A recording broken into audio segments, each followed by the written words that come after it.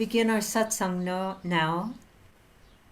Thank you so much for this invitation, because it is a blessing, as Sri Krishna says in the last 18th chapter of Bhagwad Gita, to read the Gita, to hear the Gita, to study the Gita, to sing the Gita.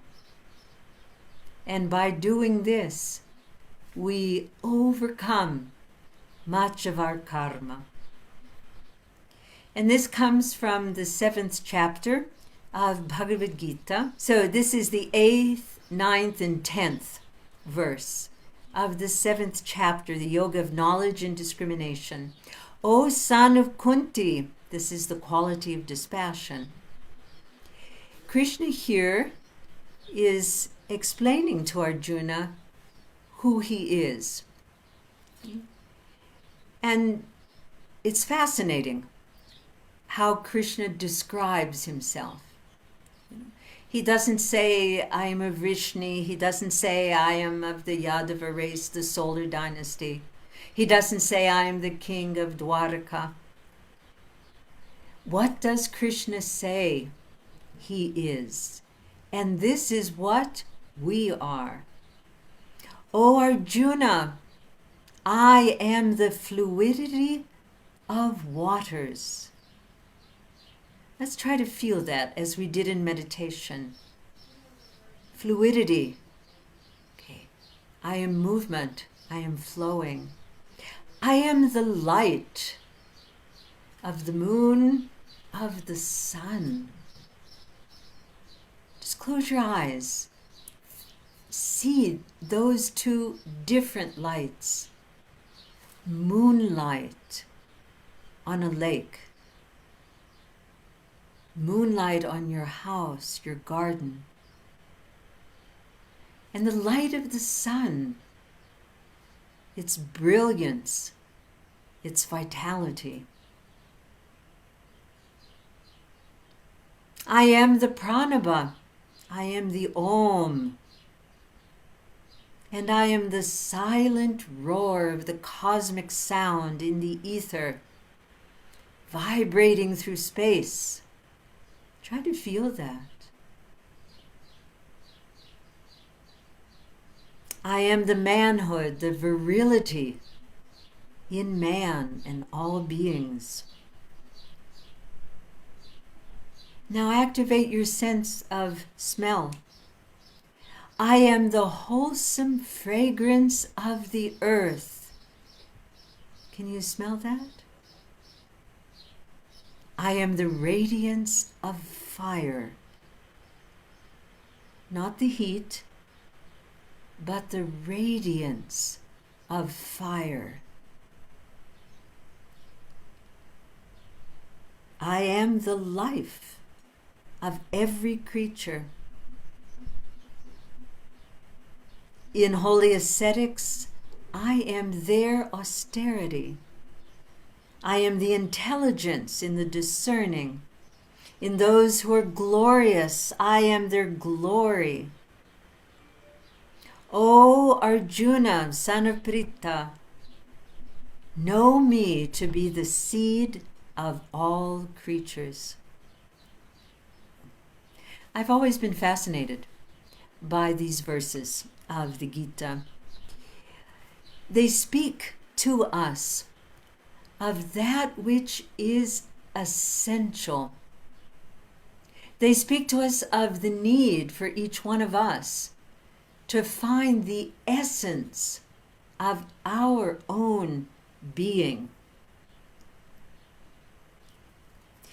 Krishna says here, know me to be the seed of all creatures. So that spirit within us is the bija.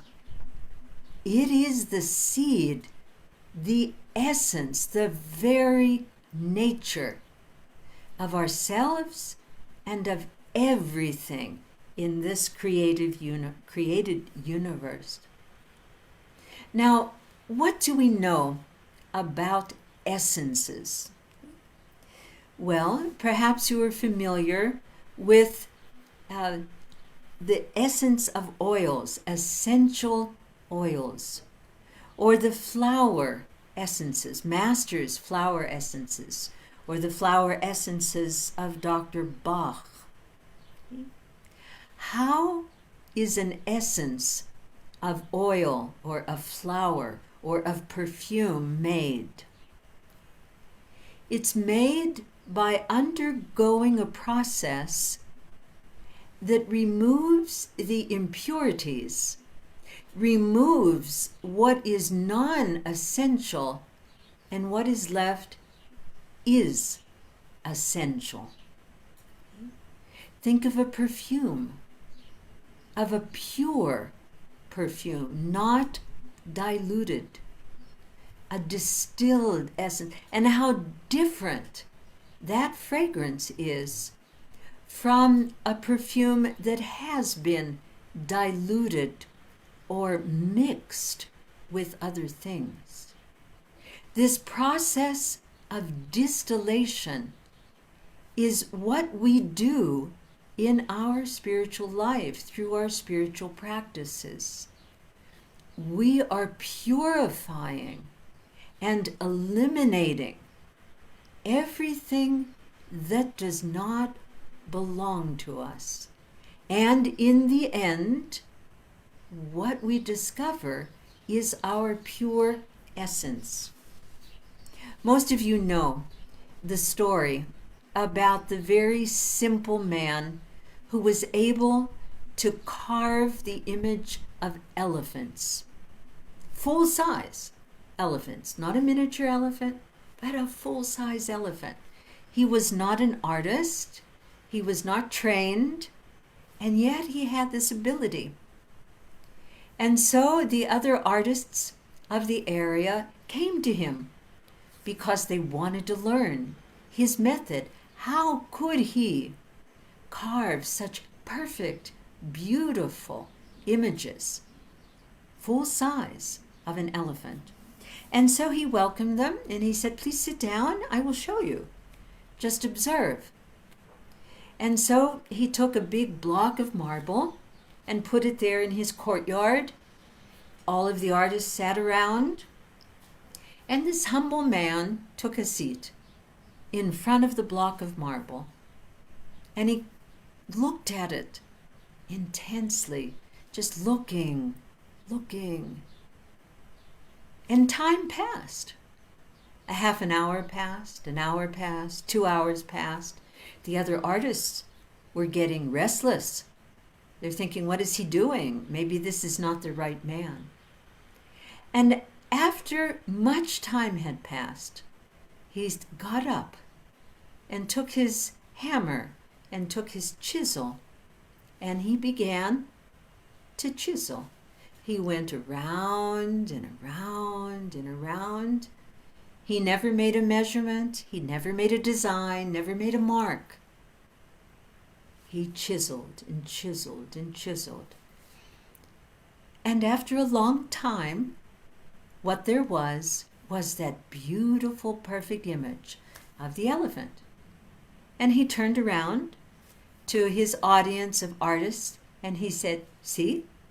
Wasn't it easy?" And they were confounded. They had no idea how he could possibly do that without a design, without measurements. And they said to him, "No, we haven't understood anything. Please, we pray you, what is your technique?" And we all know this story. And this man said, "Oh, it is so simple. All you need to do is take away every piece of marble that doesn't belong to an elephant. And what results is the perfect image." This is what Krishna is talking about in these 3 verses. If we can chisel away from who we think we are and what we think this world is, if we chisel away our self-definitions, our opinions, our thoughts, our anxieties, our worries, our desires, our attachments. Neti, neti. I am not that. I'm not my thoughts. I'm not my opinions. I'm not my desires. When we take that away, what we find is the pure essence. At the beginning of my spiritual life, and this was 1969, there developed within me a very strange wish, and that wish was to work in the gardens, in the vegetable gardens, which we didn't have yet. And Swami Kriyananda had invited an expert gardener who was also a Kriyaban, an elderly gentleman who had much experience, both spiritually and in gardening. His name was Honel Cassidy, and he's one of the most important people from the early years of Ananda's history. And I wanted to study with him. And so it was February, it's actually 1970. It was February of 1970, and I go and I knock on his door, and I say, Honel, would you please accept me as a student? I would like to learn about organic gardening. And he looked at me, and he said, meet me here tomorrow at 7 o'clock. It was February. February in your country is already getting warm. Perhaps it's hot. Okay, in the United States, at the elevation of 800 meters, it was snowing. It was cold. I didn't know what in the world he wanted to do at 7 o'clock in the morning in the middle of February. So we drove down to the area of the farm, and there was an old apple orchard, which is still there. It had been planted maybe 20 years before this time. And he said to me, we are going to prune the apple trees. Now, they had been neglected for a long time, actually for decades. They were overgrown. They had no shape. So Honel took me and he said, I want you to look at this tree. This is an apple tree. And I want you to find its essential form. And he just stood there and he waited for me. I had no idea what its form was. It had a trunk and it had branches and little branches and things growing on it. I had no idea. I said, Honel, I don't know. I just don't know. And so he showed me. He said, an apple tree has a nature and it has an essential form. Its form is a trunk and 3 branches. Okay? 1, 2, 3. And we're going to take away everything that doesn't belong to this essential form. And that's what we did. It took a long time. Everything that didn't belong to the Sushumna or those 3 nadis of the apple tree, we took away. And then we went from tree to tree. It took weeks in order to prune the trees. And when we were done, there was this beautiful apple orchard. Every tree was expressing its true nature. Now, what is your true nature? What is your essence? Now, I want you to close your eyes, please. And I want you to think of 3 words that describes your nature. What deep down you truly are. Now I'm going to give you a moment. I'm going to do the same exercise. What 3 words describe your nature?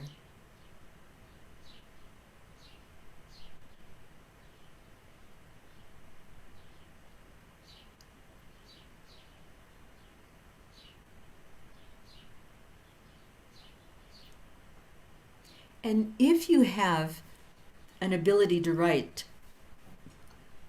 please write down, maybe in your computer, in your telephone, on your tablet, on a piece of paper, write those 3 words down. Let's just take a moment to do this.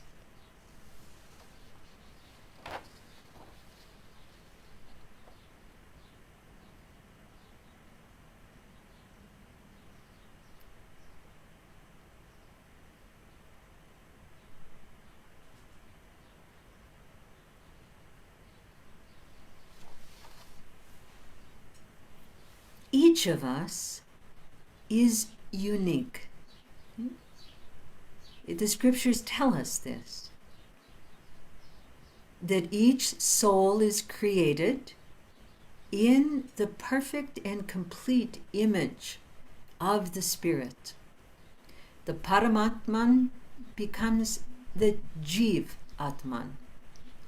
And every Jiv Atman has a unique, essential character.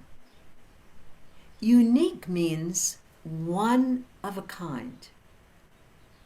Unique cannot be qualified or conditioned. It can't be somewhat unique, almost unique, a little unique. No, unique. So your soul, your Jivatman, has a unique nature.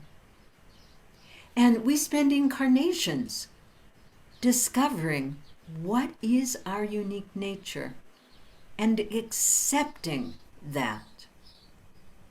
You know, the saints, and you know of many saints, you know of the saints of self-realization. Every one of the masters of self-realization has a unique essence, even though, as an avatar, each one is beyond all qualities and thoughts, is triguna rahitam. But they also have a unique quality.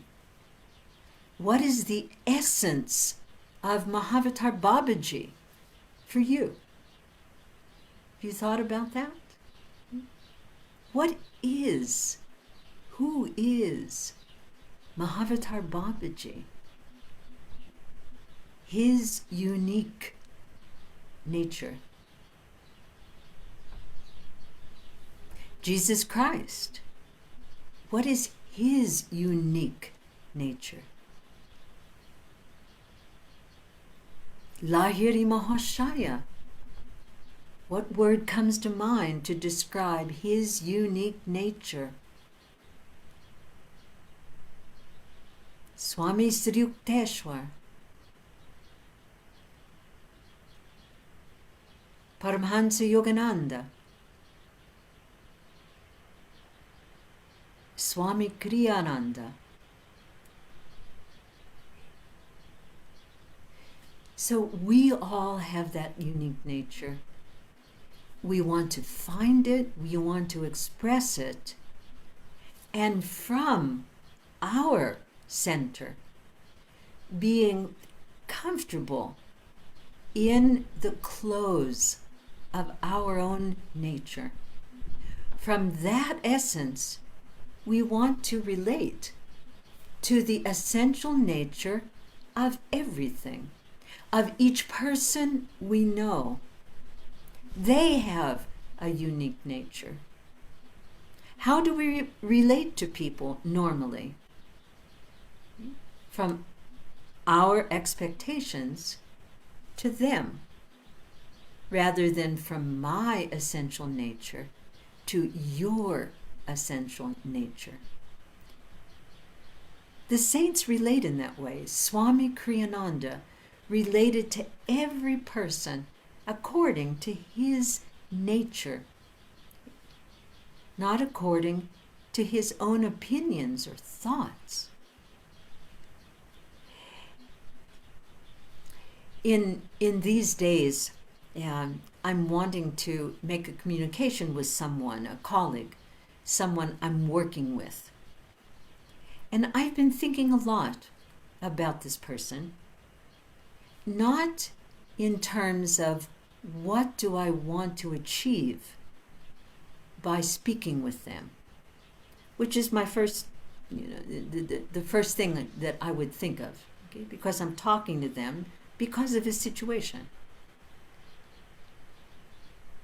But I'm taking a step back and trying to understand their reality through their eyes in this moment of their life. What is the essence of their situation and of them in that situation in this moment? And until I can do that, it won't be useful to talk to that person. Because if I don't do that, it will be ego talking to ego. Everything that we do, whether it's a talk, a project, a page on the website, an article, an email, a message on a chat group, from our essence to the essence of that communication. It's such a different way of relating to the world and to everything that we need to do. If we're trying to help someone, perhaps you have a relative that needs help in this time.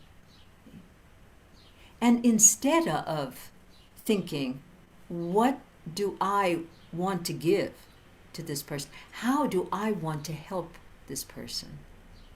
To think about their essence, their situation in this moment. And how can I create a bridge between my essence and what I do have? But how can that be offered to this person at this time? Without judgment, without preconceptions, but essence to essence, the bija to the bija.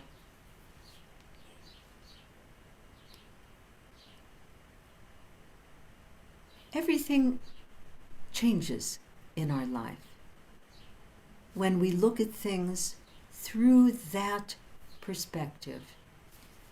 I have a center, I have a nature, and so does everything else. Whether it's a sculpture, an article, a painting, a friend, a colleague, an apple tree, a flower arrangement. I love arranging flowers. I ask them, how do you want to express yourself? Here's the vase. You can see some behind me there. Yeah, you see those? Okay. So here's the vase. Here's the flowers. Here's the greens. How do you want to express? Nature. Is your nature tall, regal? Is your nature broad? Is your nature that you want to be with others, other flowers? You see what I mean? Having a contact with everything, from my essence, Jivatman, to your Jivatman. So, for me, this is the meaning of these verses of the Bhagavad Gita. Krishna is saying that God, the Spirit in us, is the bija. In us, the bija in all things. Water's nature is fluid. The nature of the sun is to give light. The nature of the earth is to be fragrant. The nature of fire is to be radiant. The nature of the mind is to be discerning.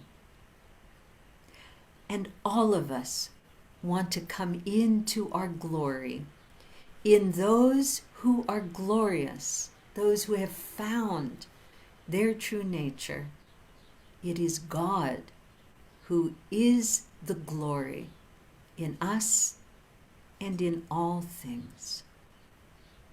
Om Shanti, Shanti, Shanti.